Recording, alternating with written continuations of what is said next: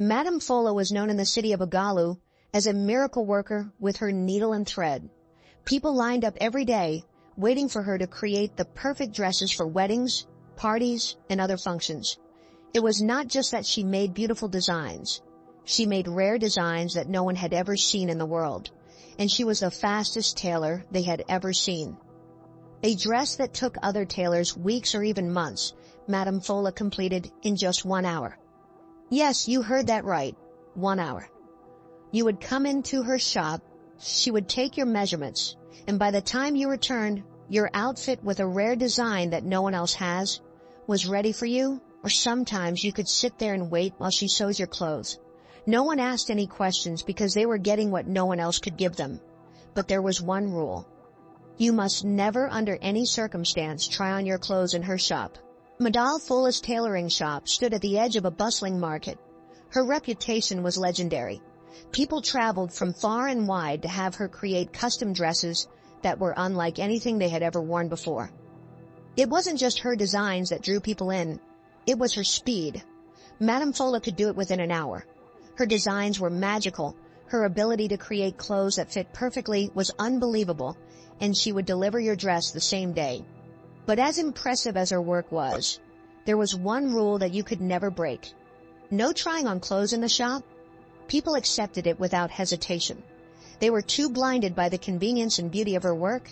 She was not like any other tailor shop where customers could go into a fitting room to check if their dresses were well fitted or needed adjustment. No, Madame Fola took your exact measurements, crafted the cloth with incredible precision, and then handed it to you in a beautifully wrapped package. Her customers would take the package home and tried on their dresses in their homes. And once you left the shop, there were no bringing the dress back because the dresses always fit so perfectly. Some people gossiped about her rule behind her back, but no one complained because they got their cloth quicker than other tailors. Other tailors in the city were very jealous of Madame Fola. She took all the customers away from them. Her shop was always full with the lines spilling outside and round the shop until one day. It was a bright sunny afternoon when Amaka entered Madame Fola's shop, accompanied by her 2 friends, Kemi and Ifi. Amaka was there to pick up a dress she had ordered for her cousin's wedding. She had told her friends about Madame Fola's skills and speed, and they couldn't believe the stories they had heard. Was it really possible for a tailor to make such perfect clothes so quickly? Could Madame Fola really make a dress in an hour? They asked. When they entered the shop, Ifi's jaw dropped. The shop was full of the most beautiful clothes they had ever seen. The dresses that were on display shimmered like they were made from silk and diamonds. Beautiful gowns, traditional wrappers, and modern designs adorned the mannequins. Kemi was shocked as she ran her fingers lightly across the delicate embroidery on a dress. "Wow, I can't believe it. I have never seen anything like this," Kemi said. "We should get our measurements taken, too. I want a dress for my sister's wedding." "I told you," Amaka whispered back, feeling proud. "And just wait until you see how fast she works." Madame Fola was busy measuring a young girl when they walked in, but she quickly looked up and greeted them with a warm smile. She was an older woman, with sharp eyes and hands that moved like lightning. There was something calm and kind about her face, but something in her eyes seemed to be always constantly watching to make sure everyone obeyed her rule. Amaka walked up to Madame Fola. "I'm here to pick up my dress, Madame Fola. I can't wait to see it." Madame Fola nodded and walked into a back room. She returned almost instantly, holding a dress wrapped in a beautiful silk bag. "It's all ready, dear," Madame Fola said, handing the bag to Amaka. "Remember the rule, no trying it on here." Amaka smiled, nodding. "Of course, madam. I'll try it on at home." Kemi, on the other hand, admired the clothes so much that she wanted one for herself, and they were ready to wait for an hour to take the dress back home with them. Madame Fola grabbed her tape measurement and measured Kemi. While Madame Fola was busy with Kemi's measurements, Ifi walked towards a little corner, curious about the mysterious rule.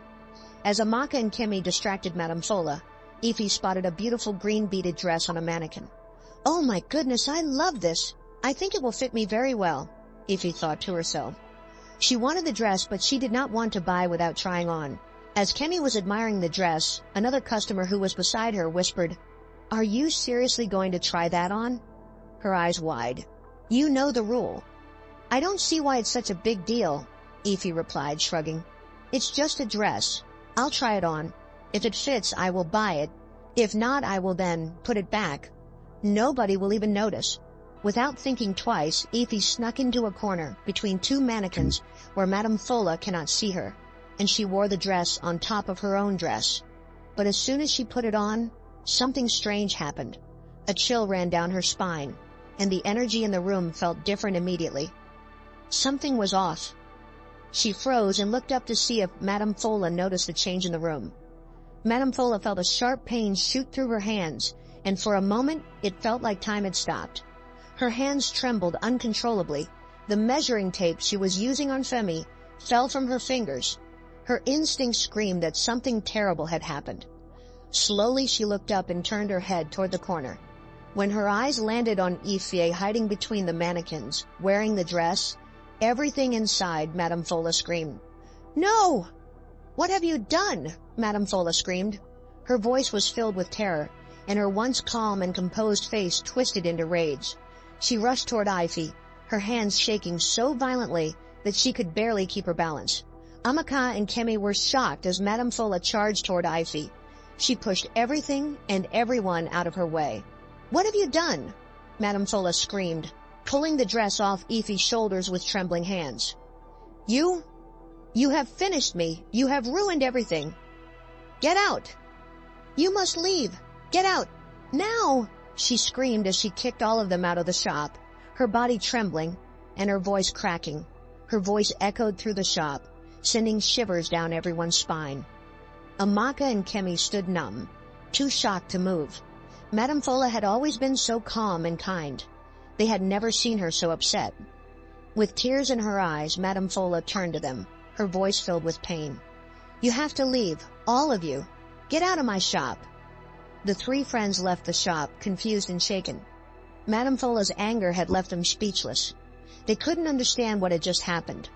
Why was the rule so important? Why did Madame Fola look so terrified? Over the next few days, strange things began to happen. Madame Fola's hands, once steady and skilled, started to shake uncontrollably. At first she tried to ignore it, but the shaking only got worse. She couldn't sew like she used to, and her stitches began to fall apart. The dresses that once fit perfectly were now loose and crooked. Every stitch she attempted to make fell apart. It took weeks to even finish one cloth. Her customers began to complain bitterly because they were used to bringing their fabric and receiving their dresses in 1 hour. She was struggling a lot to even get one dress done. Word began to spread throughout the town, but no one dared to speak openly about it. Gossip circulated like wildfire. "Have you heard what happened to Madame Fola? She's cursed. Her hands are swollen like balloons, and her shop is empty." Many customers stopped going to her shop. The line she used to have around her shop was gone. Few weeks later, her fingers and hands had swollen so much she couldn't do anything with her hands. Her hands were now black and big lumps, and the pain was unbearable. Every time she looked at them, she was reminded of the rule Ify had broken. Years ago, when she was a young tailor struggling to be successful, Madame Fola had made a deal with a spirit. She had begged for success, for the power to make clothes that people would love, designs that no one else could make, rare designs that would bring her customers from far and wide. The spirit had granted her wish, but in return, she had to agree to one rule. No one could ever try on the clothes in her shop. The spirit had warned her. If anyone broke the rule, her gift would be taken away, and she would lose everything. She had not thought much of it back then because it seemed like a simple rule to follow. But now, because of Ify's curiosity, the rule had been broken. Day by day, her hands that were so skilled and graceful were now swollen and covered in blisters and sores. The skin rotted, and soon maggots crawled out of the disgusting wounds. The sight was horrifying, and the smell was unbearable. Madame Fola was in so much pain, but there was no cure for her suffering.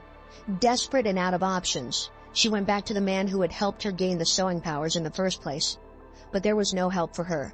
Every night she cried herself to sleep, knowing she was losing everything she had worked for. Her shop, her reputation, her dream. It was all going away.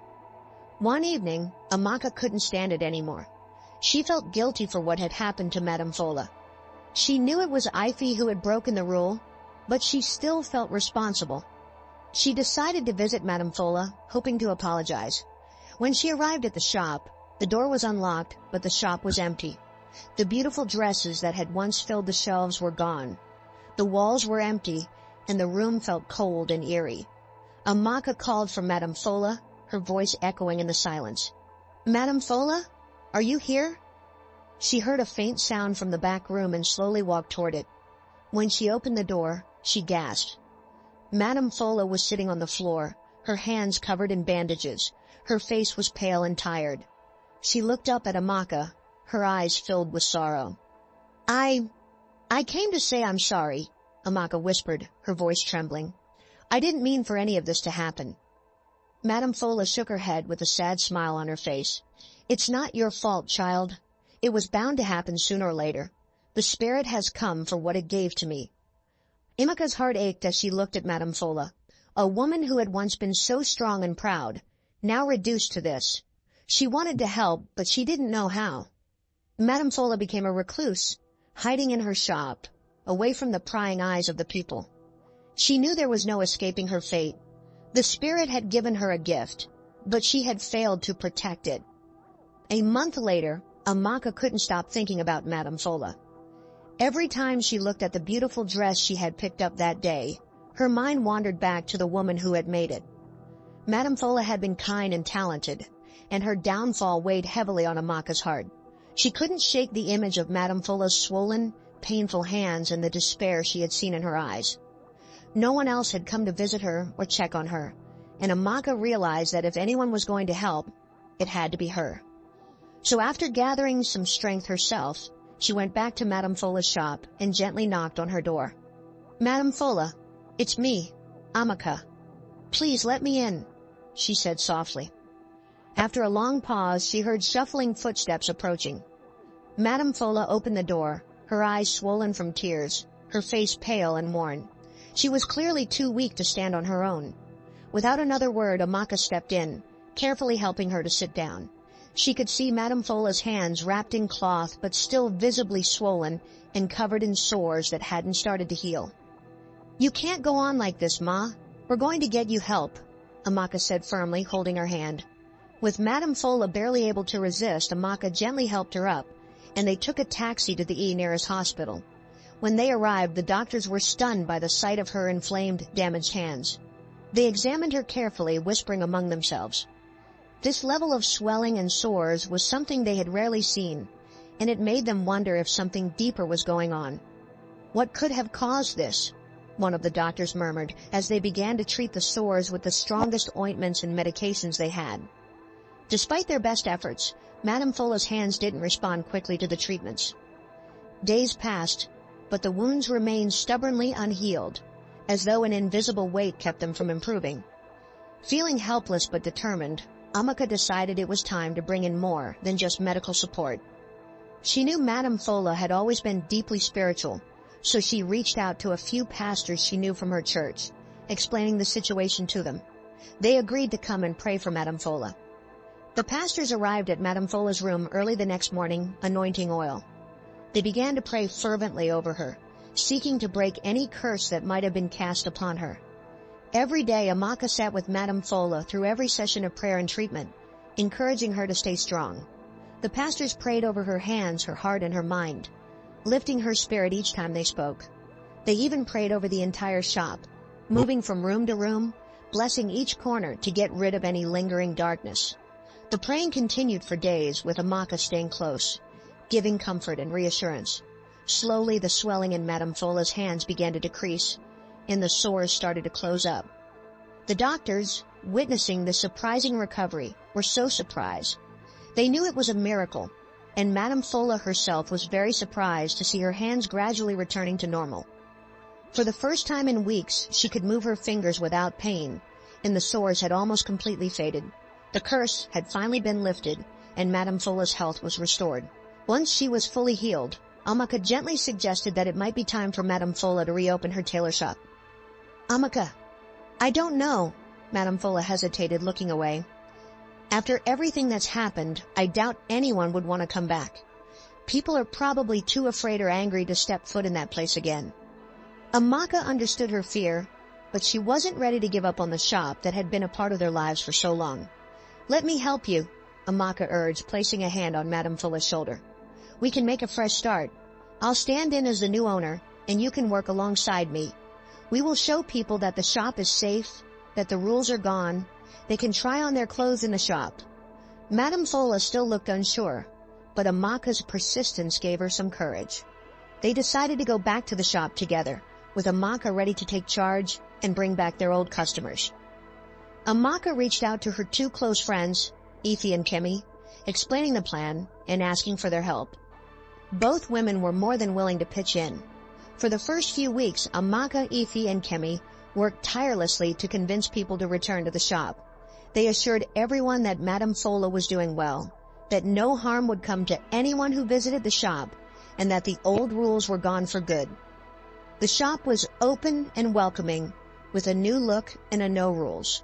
And Madame Fulla, though a bit nervous, started to join in with her sewing skills, assisting Amaka as her quiet partner. At first, customers were hesitant, peeking into the shop but not fully stepping inside. Some would look around and whisper to each other, uncertain about whether the curse was truly gone. Amaka, courageous, remained patient and welcoming, greeting everyone with warmth and inviting them to try the shop's services again. She and her friends assured the customers that nothing strange would happen, and that Madame Fulla was just a regular tailor who had gone through a tough time. As time passed, the persistence of Amaka and her friends began to pay off. Slowly but surely, people returned, placing orders and trusting the shop once more. Surprisingly to them, Madame Fulla was still very great and making rare and stunning designs, but she could needed days to make each outfit. The customers were happy with it because they got beautiful designs that no other tailor in the town could make. Amaka hired more tailors so the customers could get their outfits faster. It was as if a fresh energy had washed over the place, restoring life to the once feared tailor shop. With Amaka's support and encouragement, Madame Fulla began to regain her confidence. Though she wasn't the face of the shop anymore, she was grateful to be a part of it, seeing the business thrive once again. Together, Amaka, Madame Fulla, and the team rebuilt the shop's reputation. Eventually, the shop became busier than ever. Amaka's persistence and dedication paid off, and people from all over town returned, trusting in the shop's new management and the warmth that filled the place. Amaka had given Madame Fulla a second chance, not just at her business, but at her life, and Madame Fulla, filled with gratitude, was content to work behind the scenes, knowing that she had a true friend who had stood by her when everyone else had left. So if you walked into a shop and they had rules like this, would you stay there for their service, or would you leave? Leave your response in the comment section. If you found this story interesting, click on the link to watch more interesting stories. Thank you so much for watching. See you in the next story. Bye.